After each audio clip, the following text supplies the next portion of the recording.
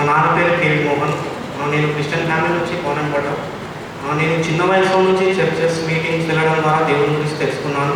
కానీ recent 3-4 years నుంచి టీవీలో దేవుని ప్రోగ్రామ్స్ చూడడం ద్వారా relatives Irene aunty, water uncle, వాళ్ళ పెద్ద కుమారుడు సంజు, మా పేరెంట్స్, అక్క, బావ, చిన్నమ్మ, జాలీ స్మైల్స్, కజిన్స్, మాధవి అక్క, రాకీ, ఎవలిన్ ద్వారా దేవుని గురించి చాలా లోతుగా తెలుసుకున్నాను. నాకు మారు మనసు పొందాలని దేవుడు వీళ్ళందరినీ వాడుకున్న విధానాన్ని బట్టి నేను దేవునికి స్తోత్రాలు చెల్లిస్తున్నాను.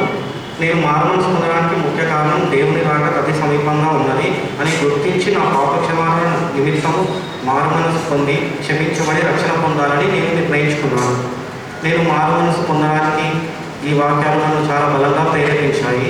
మొదటి వాక్యం 1 కొరింథీయులు 3:16-17 మీరు దేవుని మందిరమని, దేవుని ఆత్మ మీలో నివసిస్తున్నదని మీకు తెలియదా? కనుక దేవుని మందిరాన్ని నాశనం చేసిన వారిని దేవుడు నాశనం చేస్తాడు. దేవుని మందిరం పవిత్రమైనది, మీరే ఆ మందిరం. ఈ వాక్యం దేవుడు నాకు వాటర్ అంకుల్ ద్వారా బయలుపరిచాడు. వాటర్ అంకుల్కి తన వైఫ్ ఐరిన్ ఆంటీ ద్వారా ఈ వాక్యాన్ని బయలుపరిచాడు. ఈ వాక్యంలో దేవుని మందిరం అంటే దేవుని శరీరం, అంటే దేవుని శరీరాన్ని మనం పాపం చేసి నాశనం చేస్తే దేవుడు మనని నాశనం చేస్తాడు. పాపం చేసి నరకంలో తోసివేయబడి నాశనం అవుతాడని ఈ వాక్యం యొక్క అర్థం. నన్ను మరో 2 వాక్యాలు కూడా మారు మనసు పొందడానికి, బ్యాప్టిజం తీసుకోవడానికి చాలా బలంగా ప్రేరేపించాయి. ఈ వాక్యాలు మా చిన్నమ్మ జాలీ స్మైల్స్, తన పెద్ద కుమార్తె రాకీ ద్వారా దేవుడు నాకు బయలుపరిచాడు. మొదటిది యోహాను 3:5 యేసు ఇట్లనెను, ఒకడు నీటి మూలంగాను ఆత్మ మూలంగాను జన్మిస్తే గాని దేవుని రాజ్యంలో ప్రవేశింపలేడని నీతో నిశ్చయంగా చెప్పుచున్నాను. ఇంకొకటి రోమా 8:9 ఎవడైనా క్రీస్తు ఆత్మ లేనివాడైతే వాడాయన వాడు కాదు. అంటే దీని అర్థం ఏంటి అంటే మనం బ్యాప్టిజం తీసుకున్నాక మళ్ళీ అట్ ది సేమ్ టైం మనం హోలీ స్పిరిట్ కోసం కూడా ప్రే చేయాలి. హోలీ స్పిరిట్ని కూడా పొందుకోవాలి. హోలీ స్పిరిట్ పొందుకుంటేనే మనకు స్వర్గంలో ప్రవేశం ఉంటుంది.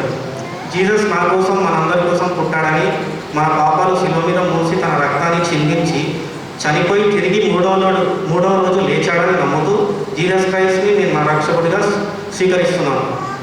కొద్ది క్షణాల్లో మనం ఇప్పుడు వాటర్ బ్యాప్టిజం తీసుకోబోతున్నాము. మన న్యూ లైఫ్ స్టార్ట్ చేయబోతున్నాము. దేవునికి దగ్గర అవుతాము. కానీ సాతాను మనల్ని ఏదో ఒక విధంగా పడగొట్టాలని చూస్తుంటాడు. చాలా శోధనలు పెట్టాలని చూస్తుంటాడు. ఆ శోధనలను జయించాలంటే మనం పరిశుద్ధాత్మ కలిగి ఉండాలి. ఎందుకంటే సాతాను జయించాలంటే పరిశుద్ధాత్మ మనకు కంపల్సరీగా ఉండాలి. చాలామంది పరిశుద్ధాత్మ నమ్మరు.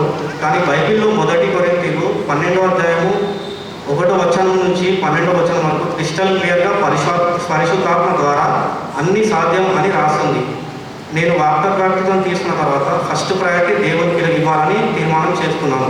ఎటువంటి పాపం చేయొద్దని, పరిశుద్ధంగా ఉండాలని, పరిశుద్ధాత్మను పొందాలని, అందరూ రక్షణ పొందాలని, సాతాను పెట్టే శోధనలను పరిశుద్ధాత్మ ద్వారా జయించి దేవుని గెలిపించాలని, నా కోసం మీరందరూ ప్రేర్ చేస్తారని మనం చేసుకుంటున్నాను. నేను కూడా మీ అందరి కోసం ప్రేర్ చేస్తాను.